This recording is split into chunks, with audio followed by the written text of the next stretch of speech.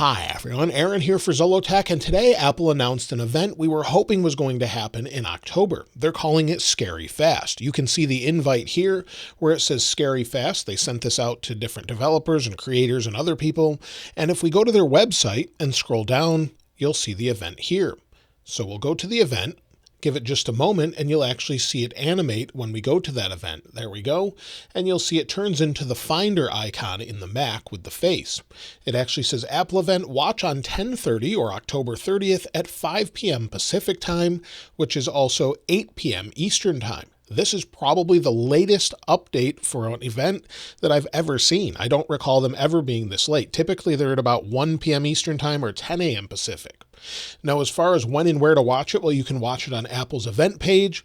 You can also watch it on YouTube. The placeholder is live there. So if we go to YouTube, if you search for Apple, you'll actually see it here, and they're calling it Scary Fast. They're hinting at Macs, and here's everything that we expect. Now, the first thing is we expect an updated iMac. On Apple's website, we haven't had an updated iMac for a long time. In fact, we expect this to be a Mac event, and the iMac still has the M1 processor in it. Apple hasn't updated it yet with anything with the M2 or anything else, so we're expecting a refresh of the processor and probably the new M3 CPU. It's possible we could get some surprises here, maybe some new colors, and maybe even a Mac Pro. But based on some of the cables and things we thought were going to be color matched with the new iPhone 15 colors, maybe those were meant for the iPhone. You can see those by people here on Twitter, where they actually shared the cables that we thought were coming out with the iPhone, but seemingly didn't necessarily match either. So they're probably coming out with the new iMacs. Now, as far as other updates, we're also expecting MacBook Pro updates. Now, this is a little odd since it's only been, well, not even a year at this point. In January of last year, Apple actually updated the 14-inch and 16-inch MacBook Pros with M2 processors. We got the M2 Pro and the M2 Max, and now they're going to update them again. And this time around, we expect an all-new M3 CPU. This would be based on the 3nm process that we see in the iPhone 15 Pro and 15 Pro Max. So we have the A17 Pro with that smaller chipset, with more efficiency, more speed, more power all around.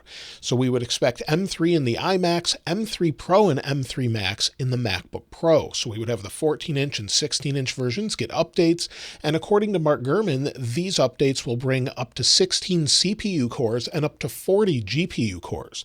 So that would give them the most powerful laptops ever made, and it would be a major increase. Now we could get different encoders for exporting video and much more, and maybe it will bring it up to almost what we get with the M2 Ultra CPUs in the Mac Studio.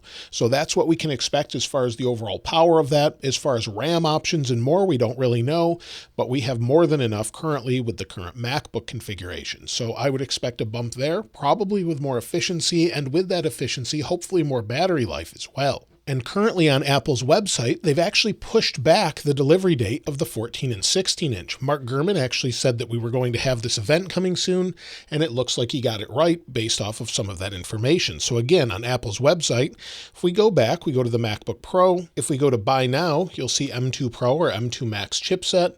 If we go to Buy Now and then scroll down, you'll see you can order it and then pick it up today, or it actually delivers tomorrow. However, some of these are being pushed back to mid-November depending on configuration. So it looks like we're going to get a big update with those. Now, there's also possibly some changes we're expecting here with the display. We had some information from DigiTimes where they said it could be more power efficient.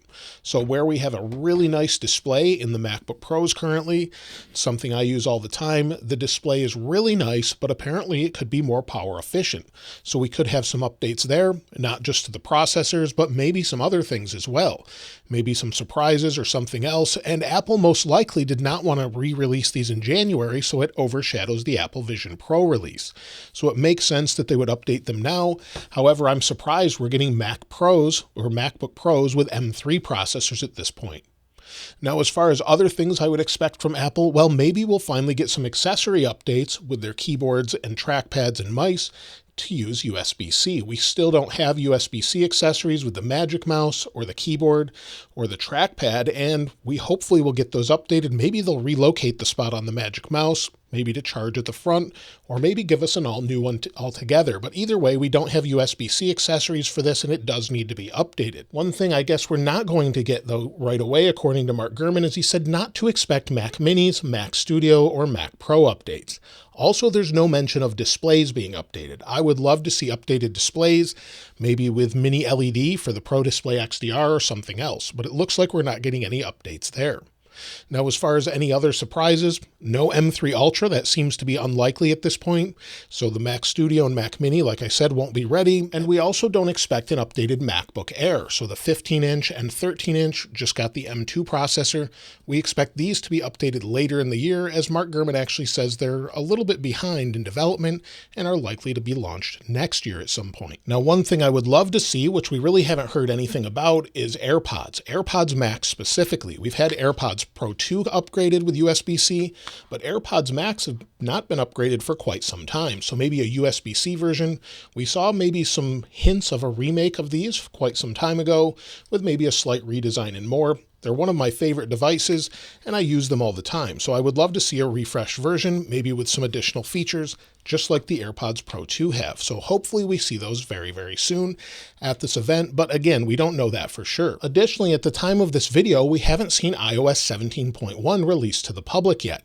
Many of us expected it today or possibly even Monday, but so far we haven't had it. Now, maybe by the time you're watching this video, it will be out already. Some people are suspecting Apple is pushing it until next week. I don't think that's likely, but again, Apple's been very different lately, and we could see that change. So it could be this week. It's possible they could push it to next week, but I think that's highly unlikely, as French regulators actually said it would be out by the 24th in France to fix an issue with the iPhone 12s.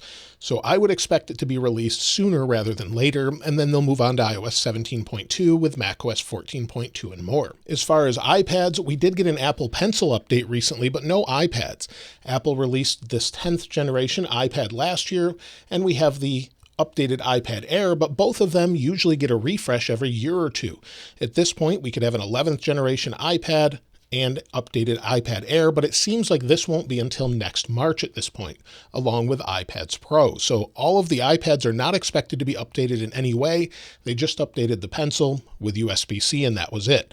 So it looks like no iPads unless we have a bit of a surprise. We'll just have Macs at this event and possibly AirPods. Now, I didn't update my M1 MacBook Pros yet because this has been my main editing machine for a while now.